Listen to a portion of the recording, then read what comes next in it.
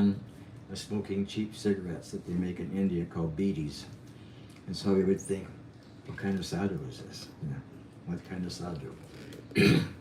But even though they are like that, they're still held in reverence to some extent. And so his friends wanted him to come and see this saintly person. And he kind of fought a little bit, but then finally he agreed. And when they went in to see them, in the culture at that time, when you meet a saintly person, you bow down. You just bow down on the floor and stand up. And before he could stand up, him and his friend, before they could even get fully sat up, he said, "You're both educated young men. You should take this message of transcendental knowledge to the English-speaking people in the West." He had never met him at first instruction. So they gave some argument, because that was the time, that was the time of the British rule. And they gave the argument, how can we, as a country of India, take our message of spiritual life to a European or American nation if we ourselves aren't independent? And the Swami convinced them that it doesn't matter whether whether we're dependent or independent. The most important thing for us to do is understand our spiritual relationship with the Supreme Lord. That's the topmost thing we can do. And so he took that message to heart. He was married. He already had children. It's a little hard to just like drop everything on a one sentence instruction. But he did carry that with him. In 1965, he came to America on a cargo ship. Very, very austere cargo ship. Had a little, what they call a little cabin that they have on the cargo ships. 2 heart attacks on the way. He was 70 years old. And it was an interesting story, because he had prayed. He said, if this happens again, he actually was telling the captain too, that if this happens again, if this heart attack happens, and he was just heavily seasick, because the ocean just tosses and turns like that. And he said, if this happens, I don't think I'll make it. So he had a dream that night that Krishna was rowing the ship. That Krishna came and was rowing the ship. And the next day, the Atlantic Ocean was smooth. As smooth as you can imagine this Atlantic Ocean. And it was smooth all the way from that point, all the way to where they got to America. The ship first landed in Boston. They took a little tour. I've had this for a long time, so I try to turn away from the microphone so it's not too loud. Which is, please. It's okay. And they got back on the ship, finished to go to New York. They got to New York. And in between Boston and New York, he wrote a song. He wrote a poem. And in that poem, he said, I don't understand how the people in this West are going to understand this message, because they're so deeply embedded in the mode of passion and ignorance. How is it going to set in? This is a very, very, it's different from what they're used to. And so in the prayer he said, my dear Lord, you have brought me here for some reason. Whatever that reason is, if you want me to dance, then make me dance, make me dance, make me dance. He started out, he was a few months in Butler, Pennsylvania, where some people sponsored, one Indian gentleman sponsored him so he could get to America. Went to New York after a month or two, was residing with one person, that his name was Dr. Mishra, Indian gentleman that was also a teacher. And had some time with him, and ended up at the Lower East Side of New York in 1966. You can get out the history books and see what New York, the Lower East Side in 1966 was. The Bohemians, the beatniks, and it slowly evolved into the hippies, like that. And so he was living there, and he had a message. And the message was the teachings of the Gita. And he wanted them to understand. And the first point is, we're not this material body. We're not this material body. We're the soul inside. If I say point to your knee, I say point to your elbow, point to your ear, point to yourself. What do? My knee, my elbow, my ear.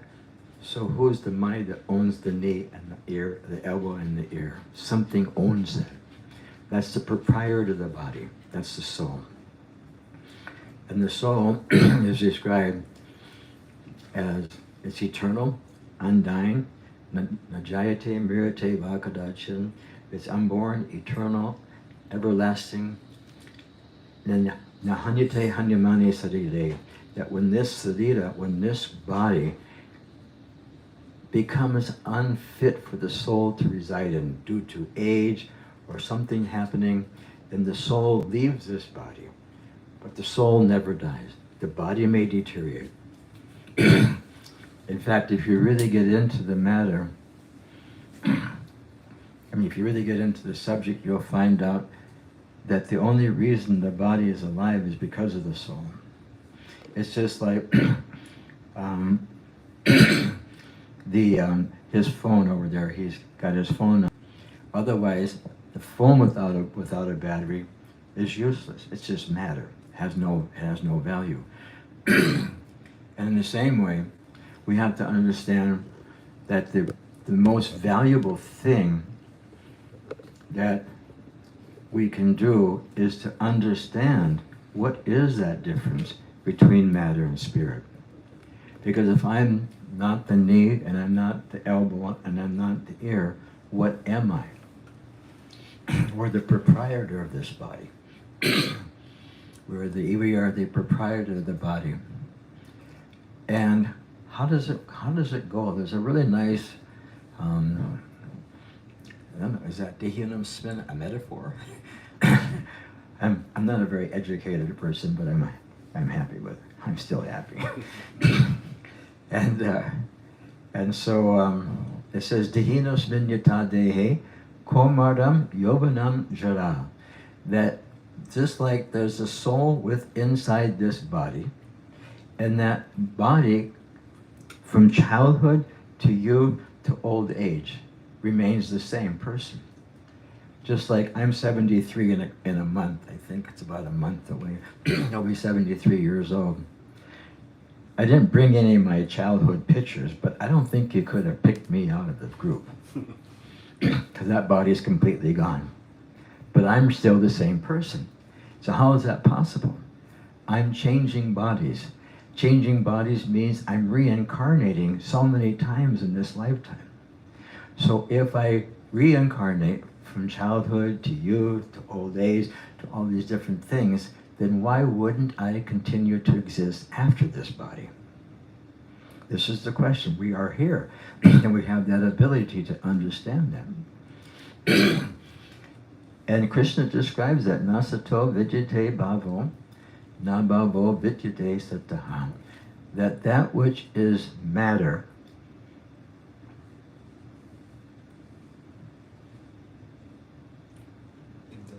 stay longer. Matter doesn't stay longer. Say it? It doesn't stay longer. Yeah. Matter is temporary. Nasato vidyate sato, namavo vidyate sataha. And the soul, our spiritual energy, never dies. So we can see the difference between matter and spirit. And knowledge means to understand the difference between matter and spirit.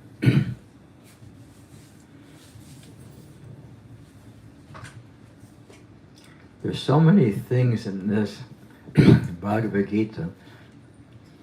We'll go back again. That was the teachings. But within our society, and Vedic society in general, there are different rules and regulations.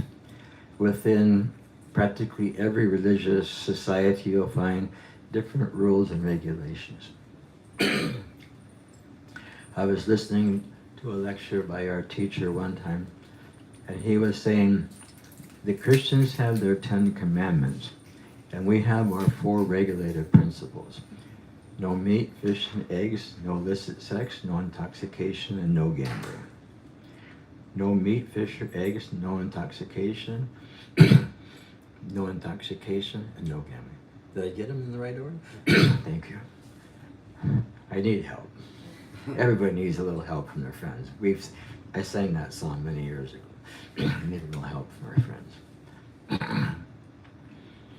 And so how are those 4 principles that we follow the same as the 10 commandments? And Prabhupada gave the example that the 10 commandments, we can call them commands, but we can also call them instructions.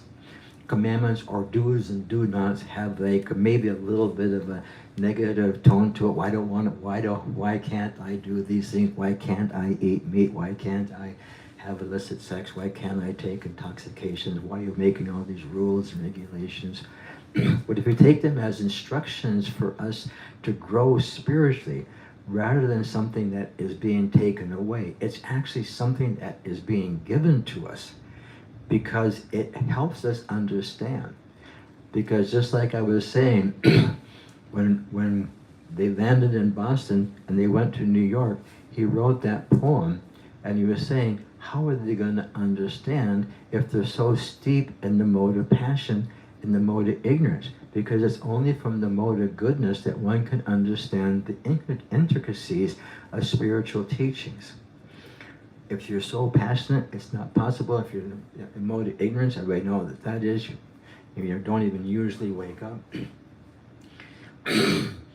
And so, this teaching is there. This teaching was there. And just imagine telling the people on the Lower East Side that it was during the women's liberation, beginning of it. Women's liberation had started way before that. But it was peaking out in the mid-60s. There was the Vietnam War, which was being protested. There was civil rights at that time that were being heavily protested. And so many things, it was like America was on fire. Is that okay? America was like on fire. And in a time when people just wanted to be free, to just do whatever they want, whatever they feel like, it's okay. And so, hi Krishna, welcome. Hey, welcome. And so just imagine going there and telling them, you can't do all these things. No intoxication. This is when LSD was coming out. People were starting to get, LSD was still legal. I think it's good that they made it illegal, but that's another conversation. And to have the strength of knowledge, or the strength of information, to convince a group of people that had just the opposite idea of what they wanted to do something that was foreign to them. Not would you say, how would you say, out of their comfort zone. I think we talk nowadays, out of the comfort zone. And so the movement just started rocketing. It started growing and growing. It ended up from the East Coast. They got an invitation from devotees, from people on the West Coast. They went to San Francisco. They were there in the Summer of Love. Anybody, you can read about that too. The Summer of Love didn't last a whole year. it became something very, very degraded. To the point where even one of the Beatles, George Harrison, because he was making music of that time, went to see what was there, and he said, got back in his car and he said, this wasn't our intention. This was not our intention. And so all these hippies started chanting Hare Krishna. I mean, thousands. There were thousands of them chanting Hare Krishna, following the regulated principles, embracing spiritual life, and dedicating themselves. Because there's one nice verse in the second chapter that says, the regulated principles of freedom. We could change that into the regulated instructions of freedom. I like that word, instruction, better than regulation. And it gives us freedom. Now, one may question, how can rules and regulations give freedom? And it's a simple analogy. If there weren't rules and regulations on the road, would you feel free to drive? If you could just drive anywhere, practically speaking, if there were no rules and regulations, there probably wouldn't be any roads. I don't even know how they would, how would they invent stop signs and go signs and no left turn signs and so many things. All those rules and regulations of the road give us freedom to drive, give us freedom of mobility. And without those rules and regulations, practically speaking, it would be chaos. So in the same way, when we have these rules and regulations, these instructions, these gifts of knowledge that we have in spiritual instructions, they give us a sense of spiritual freedom, that we're no longer bound up by this material body. The material energy is governed by three modes: goodness, passion, and ignorance. Three modes in nature. They're compared to the three primary colors: red, green, blue. Been a long time.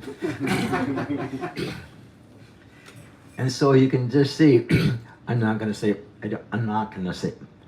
cannot say which one represents which mode in nature. But you can understand, you can take and get unlimited different colors from those three colors.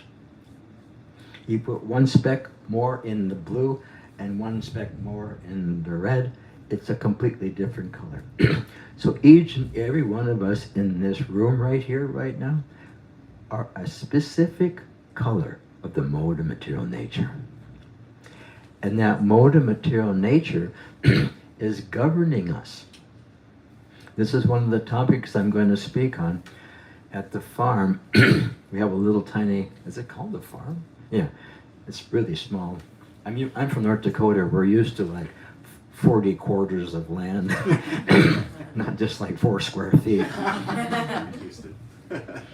And are we actually choosing what we do, or are we being governed how to choose?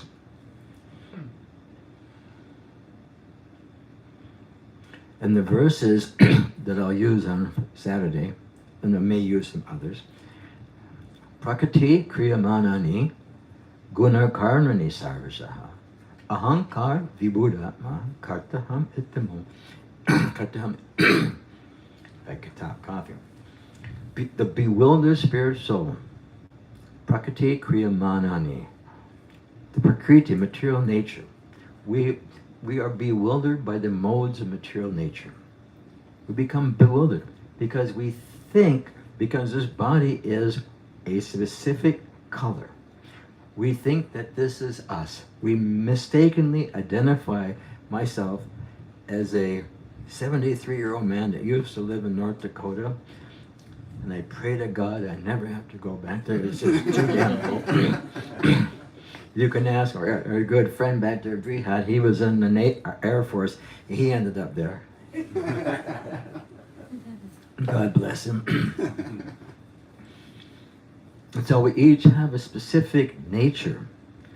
Now the interesting thing is that those modes of material nature in this Gita described that they're always competing for supremacy. You ever notice that sometimes you just really feel, man, I just don't want to, and sometimes you're just so passionate, you know, the walls are exploding. And sometimes you just feel, what's life all about?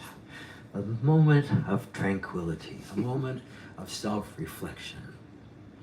It's the modes changing. We have a basic mode which we're composed of, but that fluctuates. And it's fluid. I guess we could just say it's fluid. And in that, we become bewildered. We become so bewildered that we think we're doing something. Ahankar vimudatma kartaham ittamanyate. Karta means action. Ahankara, due to the false ego. Due to false ego, just like we have ego, the id. We have ego. That's the spirit soul. But the false ego is us identifying ourselves as something that we're not. If I identify myself as something that I'm not, I'm crazy.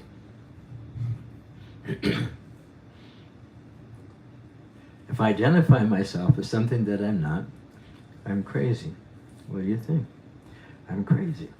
If I start walking around barking like a dog and I don't stop, you're going to think, Mars went crazy. He thinks he's a dog. And so that's the definition. So we think, due to the false ego, ahankar vibhudatma kartaham ittamanyate. We become bewildered and we think we're doing things.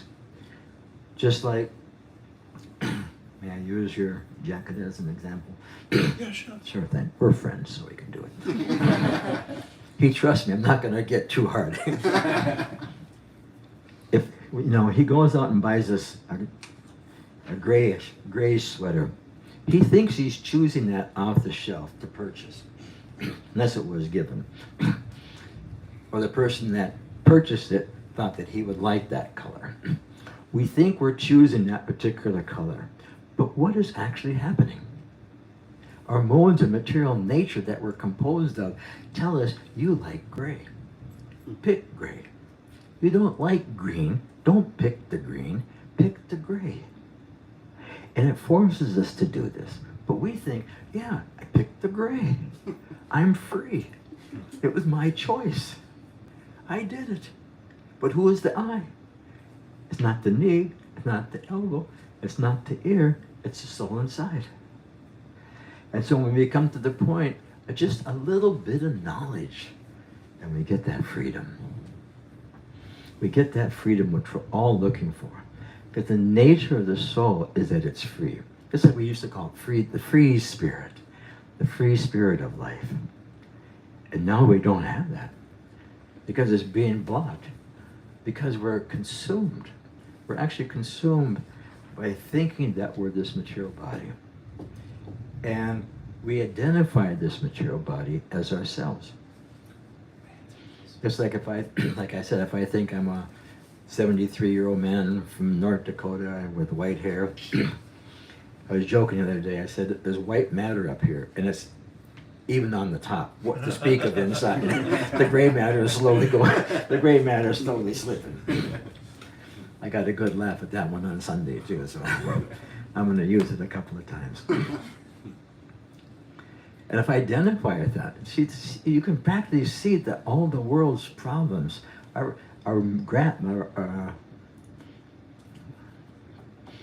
the vast majority are due to misidentifying ourselves with the body. You're a woman. I don't like women because you're in a woman's body. You got to do this and this and this. I don't like you because you wear a blue. Is that blue? You're wearing a blue dress. Yeah, you're on my no good list. She's got a green shawl. She's cool. She can be in my hood. He's got a black shirt on. So we identify ourselves with the color of our skin, the type of body we have, as ourselves. And we think that I can only associate with people that have the same kind of characteristics that I do. And if they don't agree with me, it's like a massive narcissistic society where everybody thinks that I am the center of everything. And if everything revolves around me, and if it doesn't, then don't tread on me. The American mantra, isn't it? The American mantra. Don't tread on us. Don't tread on me. Our founder would say that when he would go through immigration, he would say like dogs barking, "Roo, roo, don't come in my yard. Don't cross that line." Who does the world belong to? Does this world belong to any individual? Just like, for example, I'll give you an example. If I want a house, anybody here a builder? Construction builder? Okay. Well, we'll invent one. I want to build a house.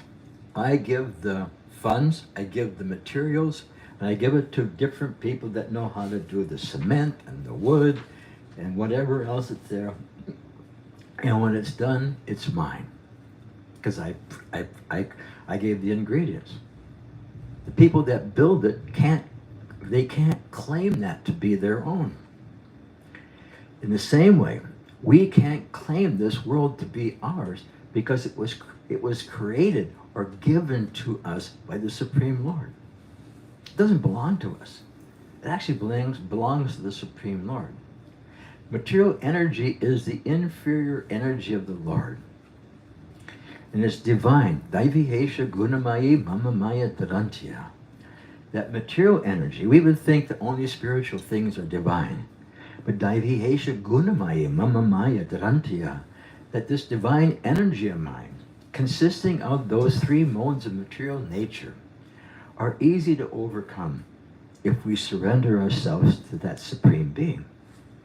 What we do is we're actually thieves. We're a band of thieves. Not a very nice topic to bring up. Hey, you're a criminal.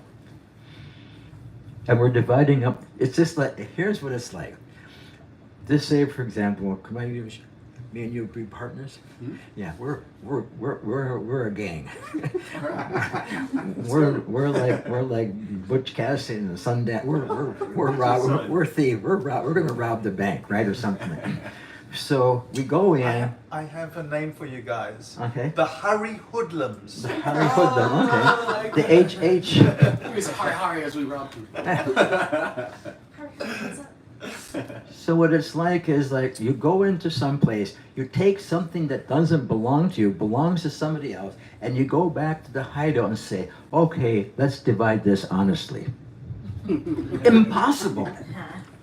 It's impossible to divide it honestly because it's dishonestly given or received. Or how it can't be given or received. Taken. Yeah. The whole material world has been given to us by air. It doesn't belong to us. It's given to us by God. Water, fire, air, ether, mind, our intelligence, our identification, our misidentification even. Because Krishna gives us the modes of material nature so that we can misidentify ourselves with something that we're not.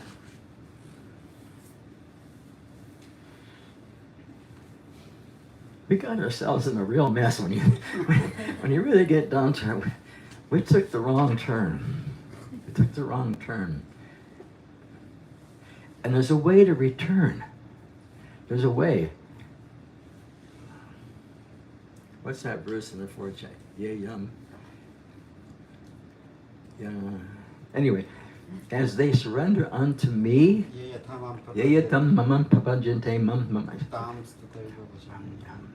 that as one surrenders unto Krishna or to the Supreme Lord, he rewards us accordingly. If we deny the existence of God, just imagine if I were just to all of a sudden say to Nanteshwara, I don't believe you exist. What kind of friendship is that gonna, I don't think you exist. How does that make you feel? You're here, you're existing, you're in front of me, you don't exist. I was just talking with a young man the other day, and we were reading in the scripture, and it was saying that Some people think that God is dead, right? Most people don't know that. I mean, maybe most people know it, maybe they don't. When I was a young high school, or maybe beginning college, I think it was Time magazine had the front cover, "Is God Dead?" That was the front cover of the Time magazine that month or week. I think it comes out weekly. So it's because when things get so things get so confused, you can't understand how there can be a supreme benevolent person that's allowing all this to happen. But as you sow, so you reap. As you sow, so shall you reap. We're sowing different, our actions are producing reactions. We may not even see it, but it happens. Just like one of the examples is if say I'm sick, I'm so sick I don't even know what's going on, but they give me medicine to help that sickness. It still works. Even though I don't know what it is, it still works. We may wonder, why was I created this way? Or where did I come from? What's going on? How did I get in this situation? There was this one, I wish, I may have it. No, I'll take a look on my phone. The phone is like the real brain of this body. And this one gentleman, he was saying, the title was Complainers. And so, it was about a 5-minute long thing. And he said, there was a person that was hiking and a big rock fell on him, and his arm was stuck underneath the rock. And he couldn't get the rock to move. He couldn't get his arm out. After 4 days, he cut off his hand. There was another person that was on a bridge that collapsed, and she ended up in a river that was full of crocodiles, and she had a broken collarbone, but she made it back.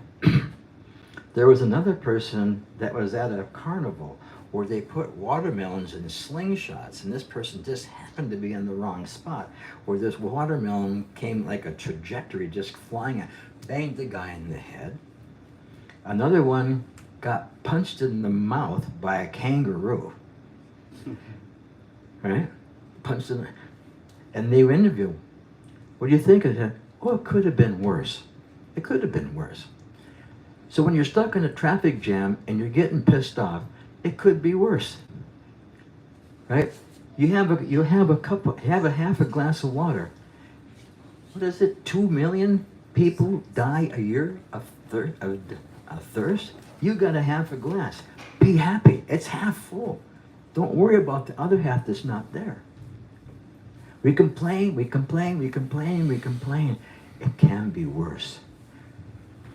There was one nice point he made where he says, when your life completely falls apart and it's just in pieces, pick them up and build another one. Don't stop. Don't give up. Another point was, there's nothing that can happen to you that you don't have the capacity to handle, if we have the right attitude. Attitude is so important. A true positive attitude comes from a sense of deep gratitude. The deep gratitude that the glass is half full. The gratitude that I am given a facility in this world to get a body, that I'm able to understand my eternal relationship with that Supreme Being. Cats and dogs can't do that. Cats and dogs can't do that. Cats and dogs, we talked about a little bit about reincarnation. Remember Komadom Yovanam Jana, from childhood to youth to old age. And Nahanyate Hanyamane Sarire, that when we leave this body, a sober person, one who has sober means given God-given intelligence and utilizes it to understand that this should not end here. That this should not end here. There's more to it than this. And that by utilizing that information, we can make our way out of this world, especially in the human form of life. Human form of life is different than other forms of life, obviously. Any species lower than human, be it beast, bird, reptile, bug, plant, fish, whatever it is, that's their cell, that's their prison sentence. For your actions created a reaction where you deserve to be a pig. And when you're in that pig's body, you can't go down any further. A pig doesn't commit sin. Pig just does what pigs do. You got a dog, right? The dog can't commit sin. Just like the example, a dog's not going to get a ticket for going through the red light because it's not responsible for understanding the difference between the red and the green. The dog doesn't know. All he knows is eat, sleep, mate, and defend. And somehow or another, I'm going to be on top. I'll be on top of the pyramid. And sometimes you get beat down and sometimes you get beat up. But both ways aren't good. Beat up or beat down. So we have this opportunity.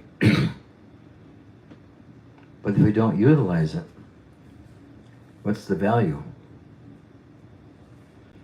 What's our value if we don't utilize it? Just imagine somebody gave you, just say for example, Ananteshwar gave me a brand new phone. And I took it out of the box and I started using it as a hammer. How do you think he'd feel? How would you feel if you gave me a brand new phone and I just started using it as a hammer? Would you feel good about that? No. Why? I'm guessing that I gave my personal resources for this gift. Yeah, it was a gift. He gave you a gift. The human form of life is a gift given by the Supreme Lord for us to understand our eternal relationship with Him through the process of devotional service, through the process of serving God with a body, mind, and words. Body, mind, and words. We serve the Supreme Lord, and we don't lose. We never lose when we do that. Nehabi Kamanastosti Rtadhvaja Navijite. In this endeavor, meaning spiritual endeavor, this endeavor to build on our spiritual journey, build ourselves up, build ourselves to the point where we're actually utilizing this for the purpose that it's meant for. That's what it's meant for. The human form of life is that. If we don't utilize it for what it's meant for, it's like, imagine, see, God's a person. He's not just a light. He's not just some buzzing thing in outer space. He's a person like you or me. How can I be a person if God's not a person?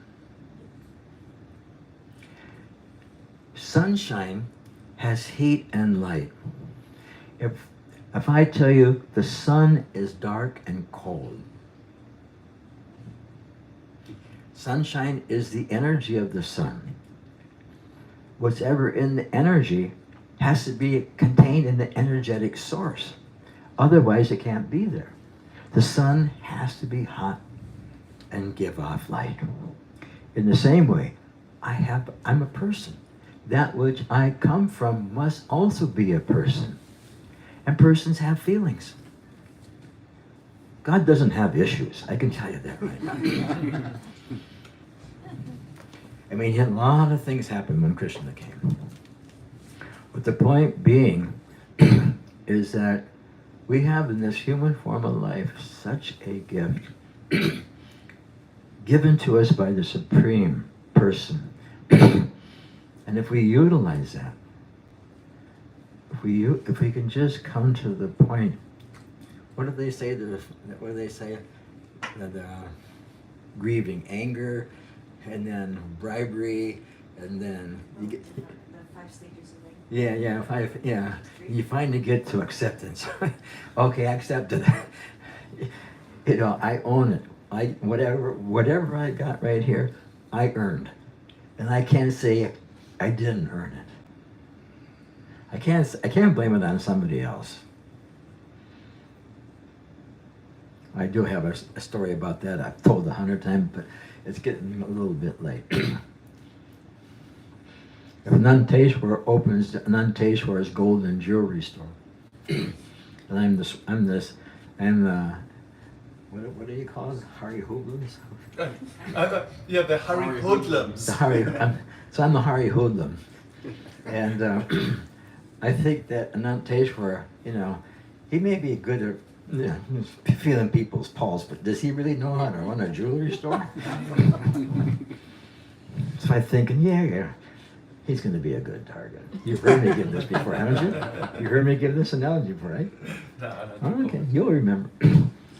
So after he's operated and I can see he's making a good profit, so I decided, you know, the Hari Hoodlum, we're not partners in crime this time. We could be. Okay. The Hari Hoodlum. So me and my other hoodlum friend, we decided to rob the jewelry store. Little did we know that he was actually much smarter at golden jewelry than he was at filling pulses. No offense to the doctor. And so when we walk in, we're on, what do they call it? Closed circuit TV?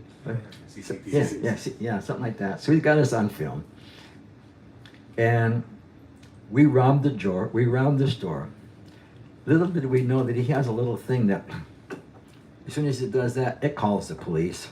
We don't notice it, because it's like, you know, nowadays you don't notice anything. My computer does everything for me. It even writes my lectures. And so we were walking out of the jewelry store, and the police are there.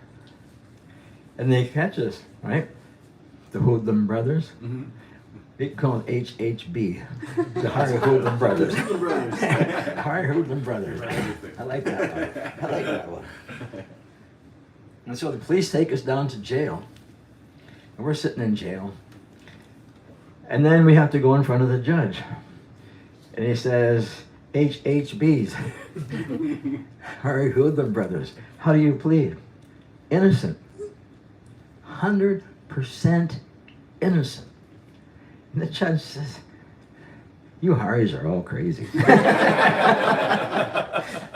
Haris are crazy. They're all crazy fellows.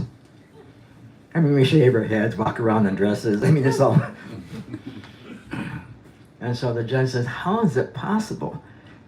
The police found you at the door with your bags full of the golden jewelry. You're on CTV,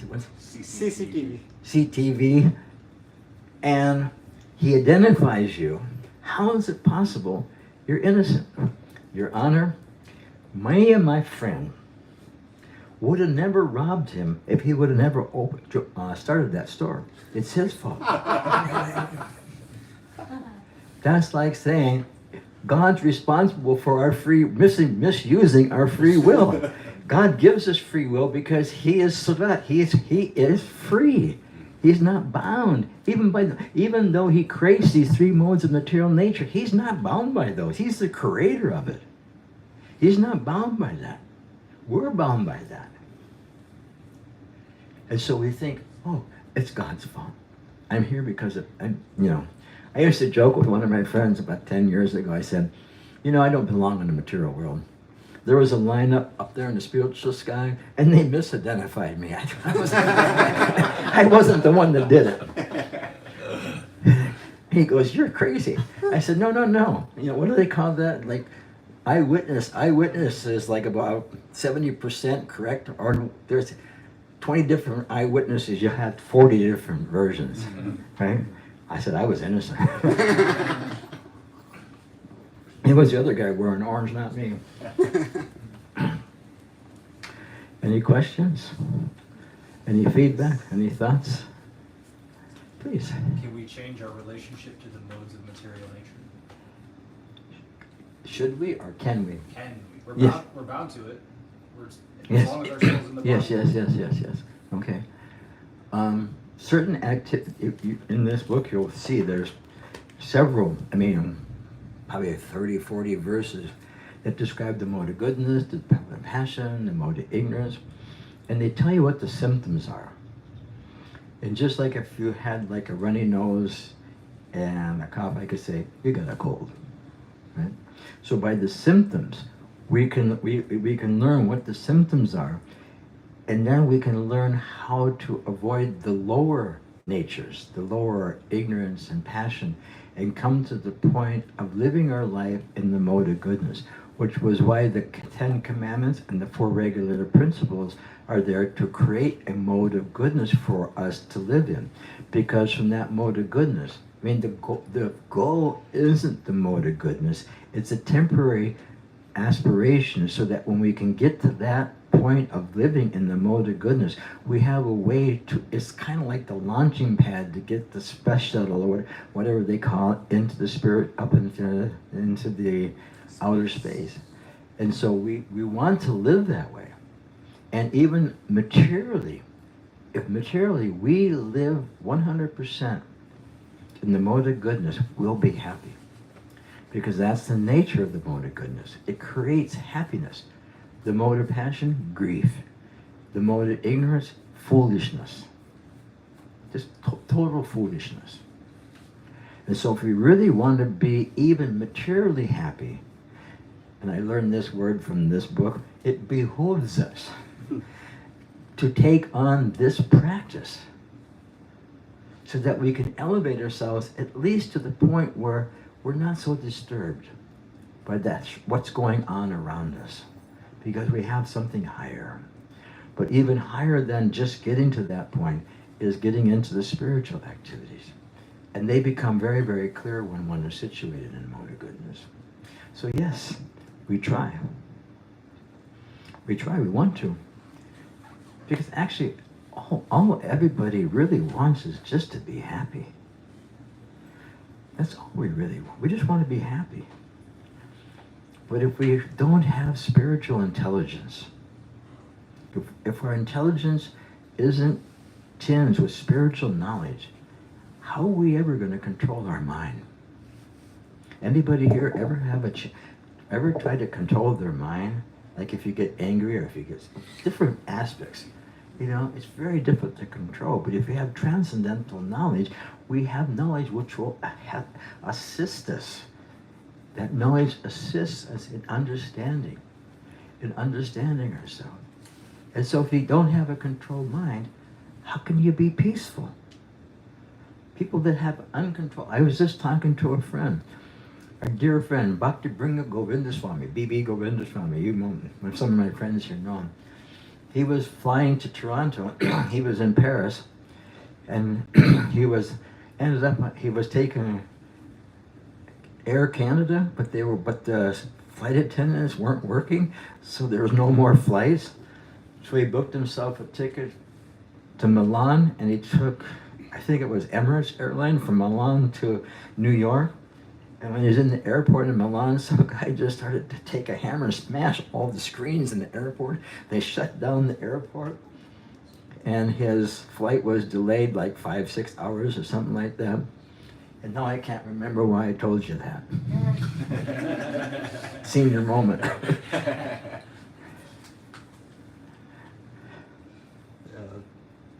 The mode, if you could... Yeah. The mode, it's just like the modes of nature. The modes of nature. We want to live in a peaceful situation. Maybe, obviously, that person that was smashing the screens had some issues. Years ago, when the thesaurus was like this, we looked up crazy. And one of the definitions was a little touched. He's just a little touched. And if you go to India, and somebody will say, if you see somebody that's a little touched, they'll say, brain cracked. Brain is cracked.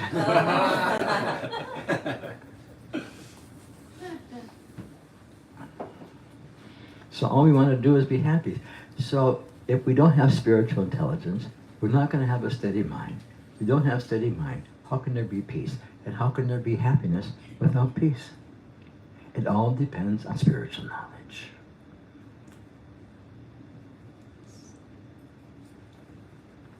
Earlier you mentioned that choosing the gray sweater or black shirt is not really a choice because it comes from this habitual pattern of some sort. And later on you're saying we have to be responsible. It doesn't seem fair. Oh, it doesn't seem fair. Your Honor, it's his fault. It's not fair. It's not fair. If he would have never opened his jewelry store, I would have never wronged him. It's not fair. It's not fair because I decided to misuse my independence. Now I'm under the control of modes of material nature. It's not fair, God. Why did you put me here? No, we earned it. And we have to take responsibility for it.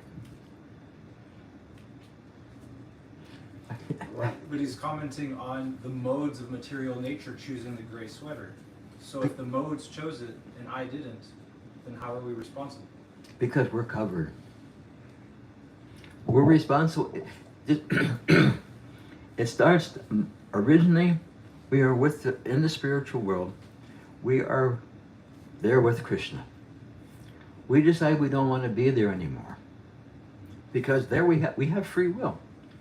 You know, just like, I'm the coolest guy. I got a gun. We're in Texas. I'm the coolest guy you ever met, right? Yeah, Mara. Absolutely. You're so cool. Right. I'm the smartest guy you ever met. Yeah.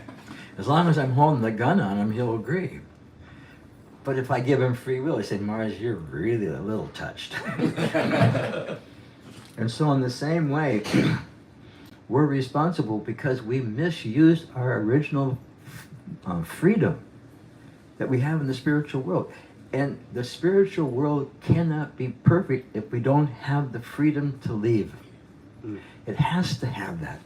Because otherwise we'd be bound up there against our will, which is totally against how it works. Sometimes I get a loss at words. And also, the reflection of that is that this world has to have a way to escape, which is a heavy word, to return to our original position with God. There has to be a system in place in the prison house to get out. And so we are responsible. It's just like, I don't know. You decide to buy a race car, and you race the car, and you get picked up by the police. Police, it's not my fault, it's my car's fault. It's a race car. It makes me speed. No, you decide to buy the race car, you decide to speed. So it's a two-part question. Please. The first part is, one of the modes is goodness. So we are compelled to make our choices, our sweater buying decisions, ideally motivated by the mode of goodness, correct? Not ideally motivated. Mode of goodness, out of the three modes of material nature here in this world, the mode of goodness is almost conspicuous by its absence. Most people are not in the mode of goodness. Mode of goodness is a level of inner peace, inner calmness, I guess it'd be the same thing, clarity of thought, clarity of actions. Everything is there, which elevates us to the spiritual nature. So the mode of goodness will influence it. It will have some influence. But the other modes of nature, they also have influence. But by our actions, we are given the particular mode of nature that we have, and so we can't blame the modes because we chose to have those. Can we make decisions independent of the three modes? We can, if we become transcendental to the modes of material nature. And that's through the process of devotional service to God. We can free ourselves from that. It's just a matter of deciding, do I want to remain in jail or do I want to get out? I have such a simple mind, but there's such tremendous iniquity. I finally managed to make it from the pig to the human being. All right, so now I've arrived. But I'm in the slums. I mean, there's no running water. There is disease. There is iniquity left and right. The chances of bumping into a Hare Krishna are on zero at this point. How do I ever get out? I mean, I just got promoted. It's like being kissed on one cheek and then slapped on the other. I'm in the middle of the equivalent of HE double hockey sticks. Help me understand. HD? HE double hockey sticks. What's Instead of saying hell.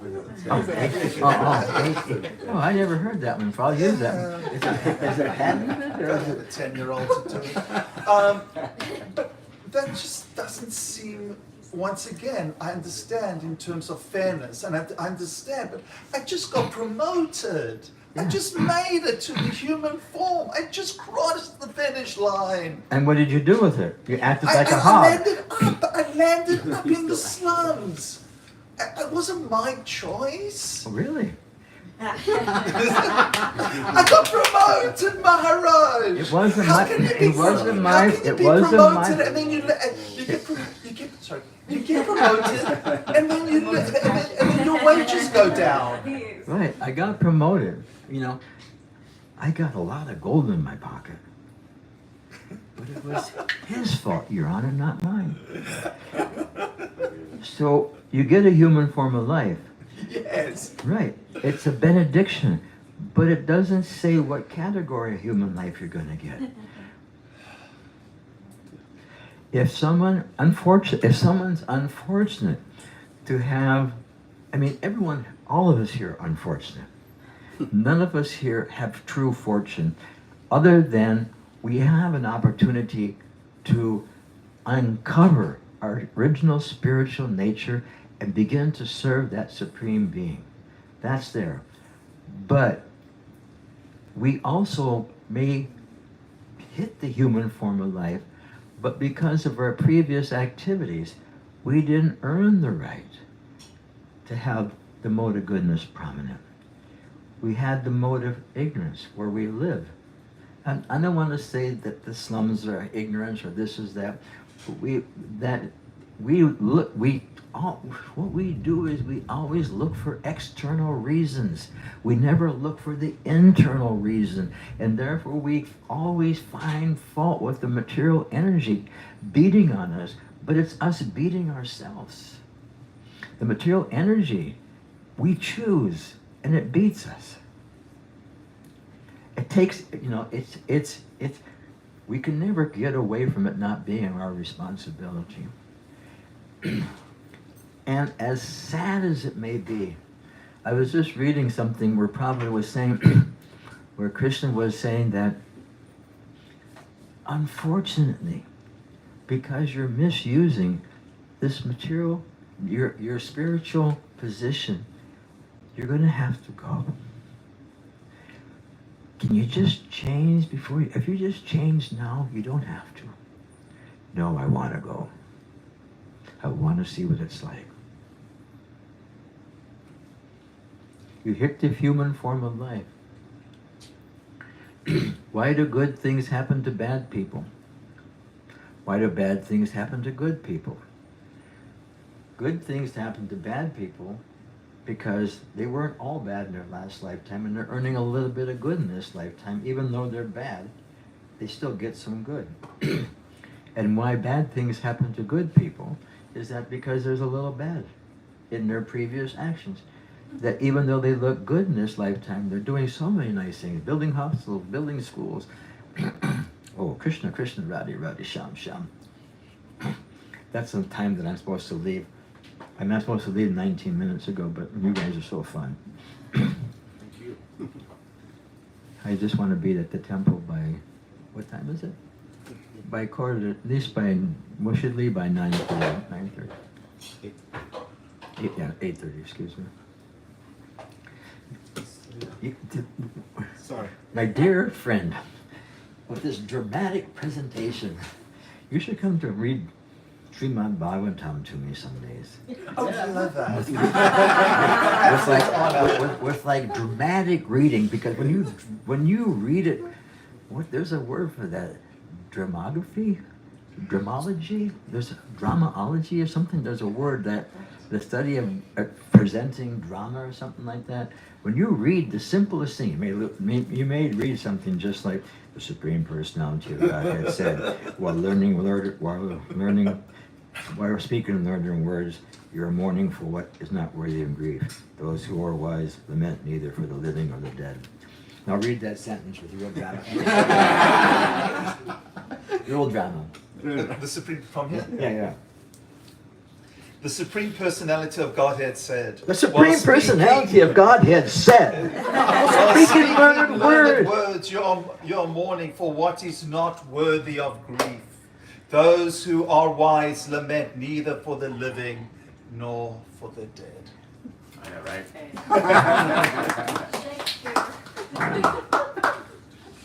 That's a very famous verse. It is. Asochan and Asochas from Pragdam Veda Shabasa. Pragdam Veda Shabasa. You're speaking like someone who knows the Vedic knowledge.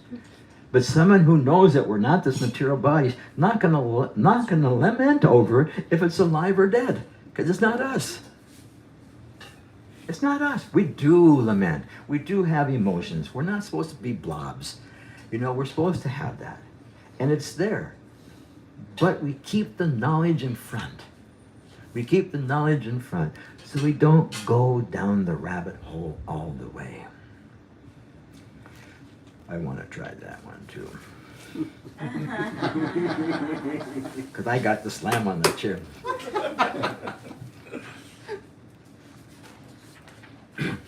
Never, this is Krishna, never was there a time when I did not exist, nor you, nor all these kings, nor in the future, so none of us ever cease to be. As the embodied soul continually passes from boyhood to youth to old age. Similarly, similarly, one passes into another body at death. But a sober person is not bewildered by this change of body. Pretty good. I was going to bow, but it's almost not happening. Sorry, Maharaj? Please. I'll teach you how to speak South African quickly, right? And then you can do it as if it were I.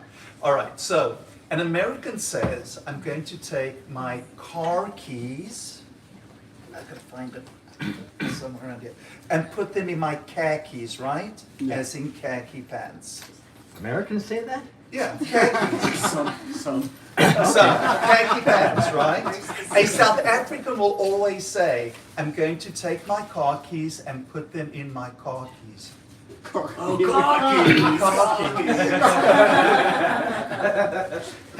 My car keys in my car keys, as opposed to my car keys in my khakis. That was That's all. I was in India one time, and I was on the train, and the person next to me says, "You know Hindi?" And I said, "No, I don't know Hindi." I mean, acha means, what does it mean? Okay. Okay. Bahut acha larka hai. Oh, you're a very good little boy. I learned that one. So he said, well, I can teach you half of Hindi by the time we get to train to Delhi, to Calcutta. I think it's 13 or 15 hours. He said, I'll teach you half of Hindi on the way. I said, okay. He says, huh? Oh, hey? Huh? What do you do? Huh? Huh? And our kids in school that came from the West called it the donkey language. Hee-haw. Hey, ha. Hey, ah. Ask me a question. Ask me a question like, how are you today? ah.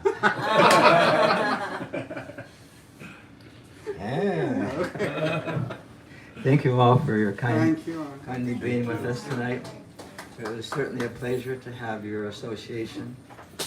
I gained a lot by your kindness, by your gratitude for being here. And I'm indebted to all of you. And I pray that you receive the blessings of the spiritual teachers that can guide you in this, what do you say, chaotic environment. In chaotic environment, we're all forced to face birth, death, old age, and disease. And there's nothing we can do about it. Besides, gain the blessings, gain the mercy of those who are our teachers. Hare Krishna. I would like to thank Maharaj with a loud round of applause, despite of his not so good voice.